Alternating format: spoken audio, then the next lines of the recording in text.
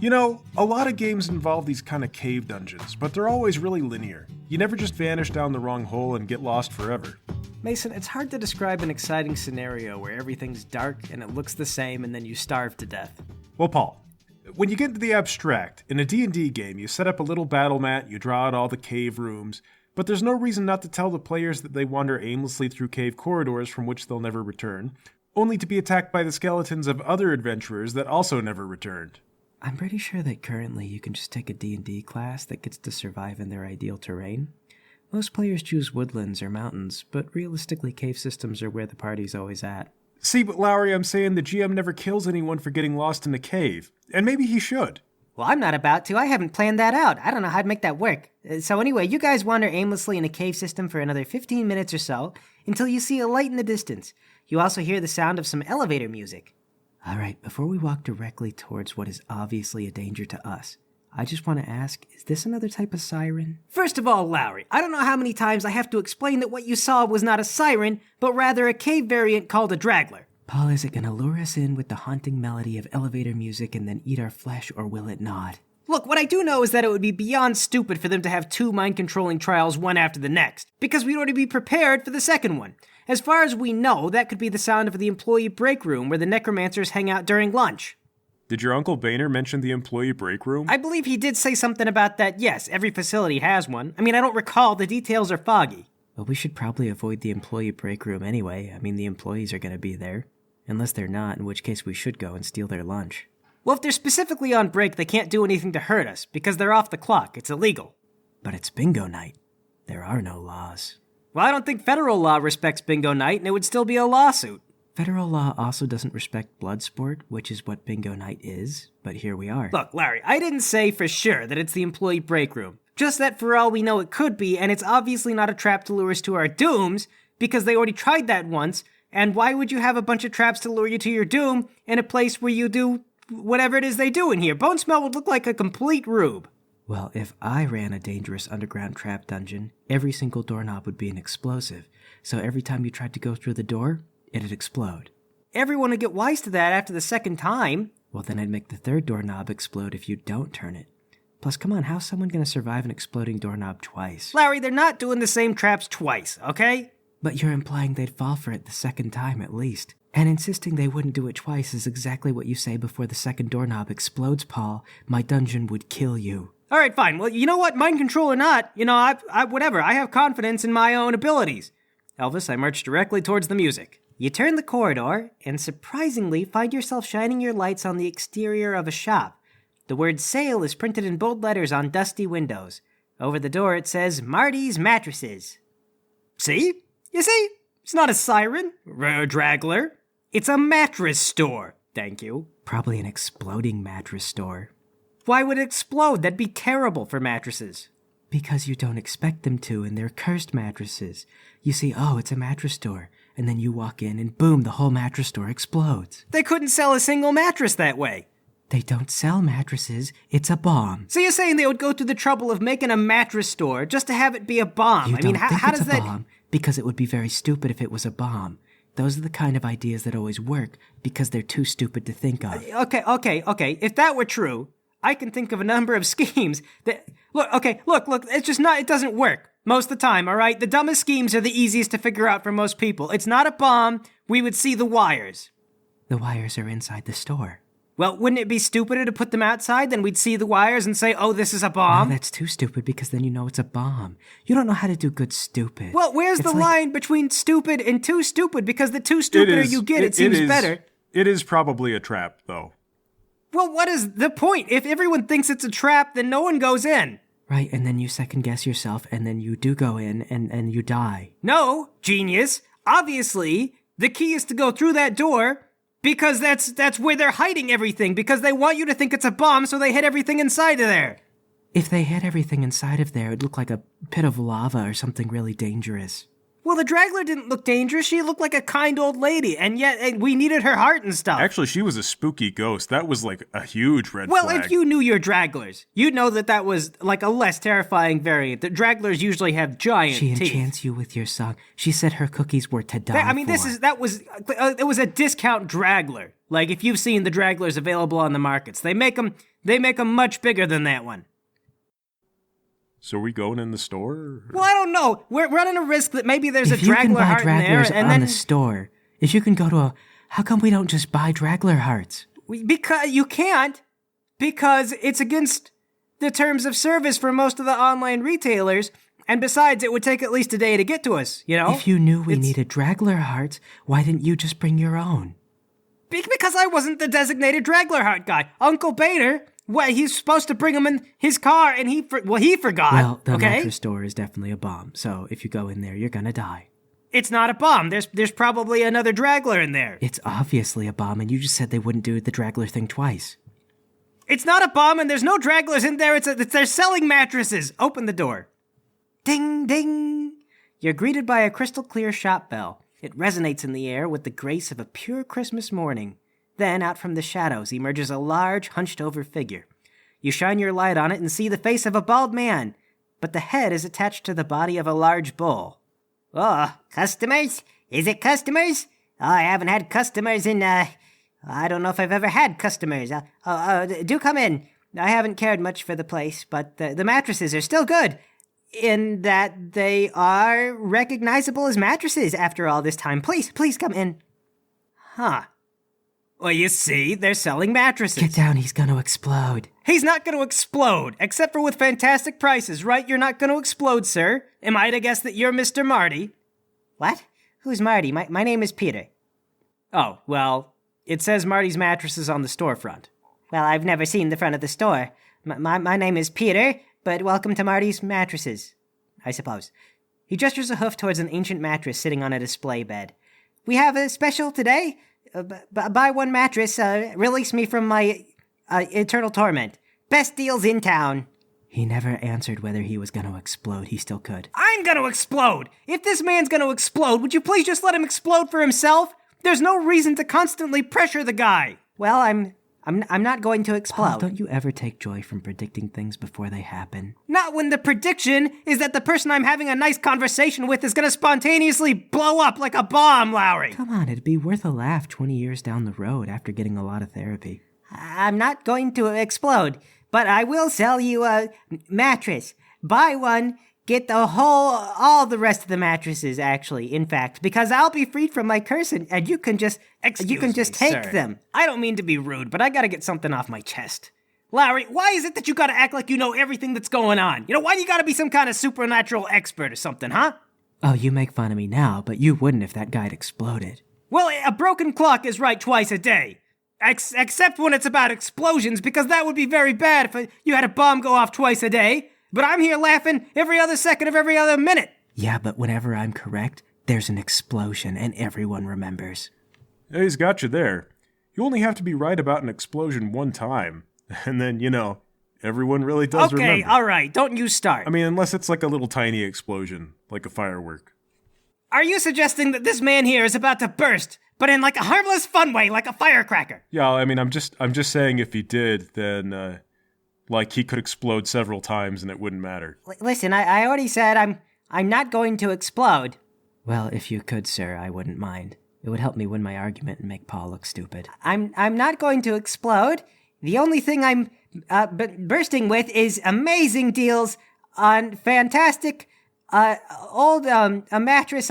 Well, we're actually not looking for mattresses. Please, I don't know how long I've been down here. I'll do anything you want. Just buy a mattress. Well, Marty, how much for a mattress? If you explode, I'll buy a mattress. Well, one mattress costs your eternal soul. It costs what? Well, you just have to agree to some paperwork that I have, wherein you forfeit your soul. All right, you keep saying that last part really fast and really quiet, and I'm having a really hard time. What you're doing is illegal, I think. Your eternal soul. You have to give up your eternal soul. For a mattress? These better be some dang good mattresses. Oh, yeah, they're as good as they make them. Back when they made these. You mind if I try one out, Like, there's no surcharge for that or anything, is there? Wait, don't lay down on the mattress. Why? Because it's gonna explode? I mean, obviously, Lowry keeps saying it's gotta happen now. No, it's gonna be so comfortable you're never gonna get up. They're really not that comfortable. So these aren't even like magical sleep forever and die mattresses. They just, like, you just give up your soul for these. And Yes, it's a very, very old mattress, and the springs will dig into your body. I'm gonna be honest, Marty. These kind of suck. My name is Peter, actually, and that's okay. Maybe you can try another one. This one's a California King, but I've got another California King over here. It's a different color, and these are all California Kings. In fact, I admit they're all the same mattress, but there's one chance. Some probably have aged better than the others. We're really looking more for like magic hearts to put in a big old set of doors some ways back. You mean the doors to the inner chamber? Yeah, those are them. Those are the ones. Oh, there's no way back there unless you buy something. Why would you say that? Well, just go ahead and try to leave. All right, I try to leave. You touch the door to leave, and the shop bell emits a loud, low-pitched dong, which sends vibrations up and down your legs. All three of you lose feeling from the waist down and collapse. What it's like is my this? legs fell asleep. Paul, your Uncle Boehner didn't tell you about the cursed mattress shop? Well, I'm sorry, Lowry, but apparently he doesn't know everything. Lord Bonesmell says it's rude to enter a shop and not to buy anything. So once you come in, you can't leave unless you buy a mattress. That's not a sale, Marty. That's a robbery. That's not a robbery. This is. Elvis, I get back up on my feet. You're still a little wobbly, but you stand up. Hold out my fingers. Give me all the money in the register, or I'll shoot. I don't have a register. Exactly. Well, do you have any money at all? No? Well, then, I've taken everything that you have, and as such a transaction has occurred, I run for the door. Dong! Once again, the bell sounds its terrible toll, and you collapse into jelly. Oh, God, stop doing that. Well, I didn't see you doing anything. That's because I'm laying here trying to massage some life back into my legs. I'm afraid there's no way around it. You'll have to buy a mattress from me. But they're not even good mattresses. What if you sold us a mattress? That's exactly what I'm trying to do. Oh, sorry, I got that backwards. What if we sell you a mattress? Oh, no. I mean, I don't know if that would let you out, and I don't want to do that because then I wouldn't have a soul. Well, how's it all work? Like, could I just buy something else but not pay with my soul? I don't know exactly. Lord Bonesmell put me here, and he said, sell a mattress, and you can go free. But you never sold a mattress before. Not yet. If I had, I would be free. Wait, so we don't even have a guarantee that we would get out of here if we bought a mattress? Nothing but Lord Bonesmell's devious word, I guess. That is, I think, what he said. Now that I think about it, it has been a long time. Maybe he comes to see me after you buy the mattress. Man, this all would have been a lot faster if you just exploded. Oh, believe me, I know. Nobody ever comes to feed me or give me water, so occasionally I just die a slow, painful death and then wake up here again to wait for more customers who never arrive. I guess there's time to wait and see if the same thing happens to you, or you could buy a mattress and see how, if that works. Or what if we unscrew that bell from the wall? Unscrew the bell?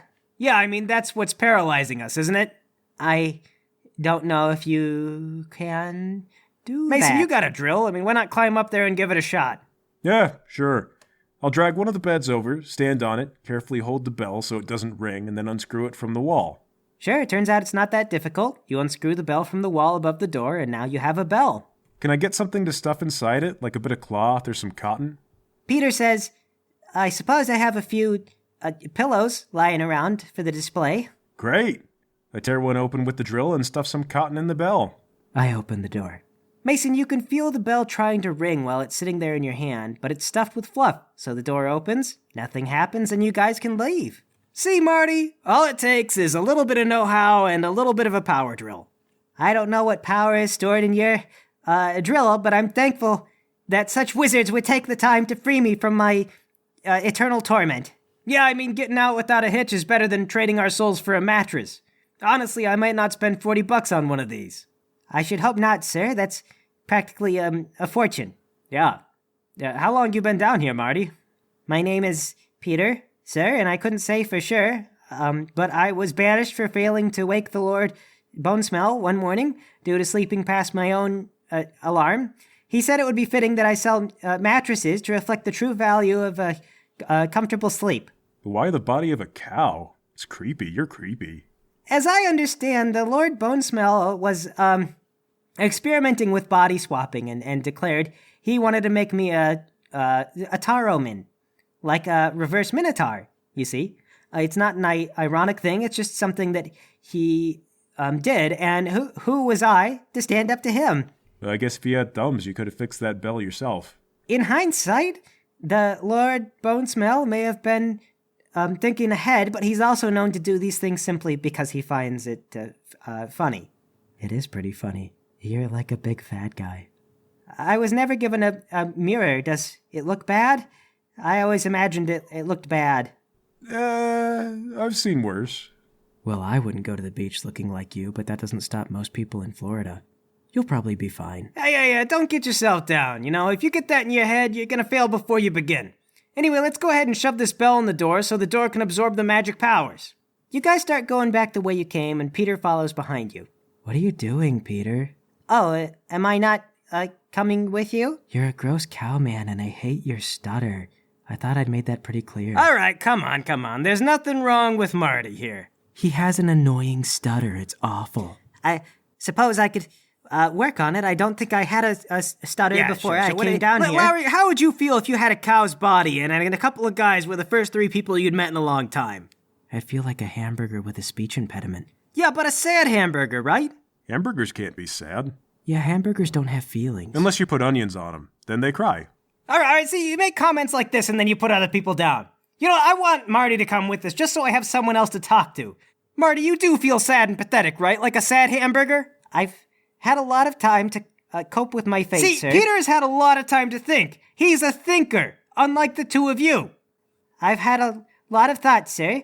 For example, if a drawing ever came to life, do you think that it could see in all 3 dimensions, or would it only be constrained I have by no the idea, two? Peter. Wow, it's very philosophical. No, wait, because its brain would only be 2D, so it couldn't see anything because it would be dead. That's dumb. Drawings are still 3-dimensional objects. They're just on a thin piece of paper. Yes, I thought of that, but what if it was actually a truly 2-dimensional character? Yeah, see? That can't live because your brain needs all 3 dimensions to live. You just have like a small slice of brain otherwise. You don't know anything, Mason. You never made a drawing come to life. It doesn't matter. I've seen cartoons. They have to do cutaway to see inside the brain. That means they don't have a brain because they don't have multiple dimensions. What are cartoons? You're all wrong. Like on a higher level, you're all wrong. Everyone is wrong. Come on, let's go to the door before this devolves any further. You don't know exactly where the door is, but Peter helps guide you to where you're going. Thanks, Marty. I'm glad that you still know where everything is in spite of being locked up for however long. Oh, yes, they made us learn to navigate these caves blindfolded. I don't know if you noticed, but there's lighting. There's no lighting in here. And when they first built the place, it would have been expensive to burn candles all throughout. So you could have gotten lost in spite of the lanterns. It's all muscle memory now. Aren't all your muscles cow muscles, though? Yeah, all they should remember is grazing. Well, my brain didn't forget anyway, and I've never grazed in all my life. You arrive at the front of the door. All right, gentlemen. We needed 2 artifacts to open this door, and behold! I hold up the bell, then go to shove it into the other hole in the door. What exactly are you doing? We need to open the door, Marty. So this magical artifact will be consumed by the door, and then it will unlock and grant us passage. Well, that's not how the door Yes, works. it is. I assure it is because my Uncle Boehner went over the plan extensively, and he assured me that the door opens by sacrificing magical artifacts to it. I don't know who your Uncle Boehner is, but listen to me, because that's not how you open the door. You don't shove magical artifacts in there. You're going to break it. How do we know you're telling the truth? You're just on Lord Bonesmell's side. Yeah, that's true. You were trying to make us sell our souls before, Marty.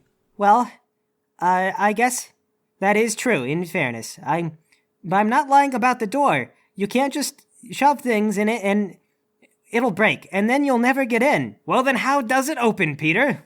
It requires blood sacrifice. Oldest magic in the book. Blood sacrifice? I mean, that's not very modern. Doors today usually work by sacrificing magical objects. You know, blood magic is a terrible security risk. Nobody does it anymore. Security risk? Like how? I mean, I'm not an expert in it. I mean, nobody's an expert in it anymore. Nobody does blood magic these days. That's how risky it is. Well, it should be relatively safe. The door can only be opened by those who touched with the magic of Lord Bonesmell himself. That's quite secure by the standards that I'm familiar with. Okay, no, see, you got the people element there. All right, suppose one of the servants gets an email saying they need to go open the door. Well, they just go down and they open the door. You know, people element's always the weakest link.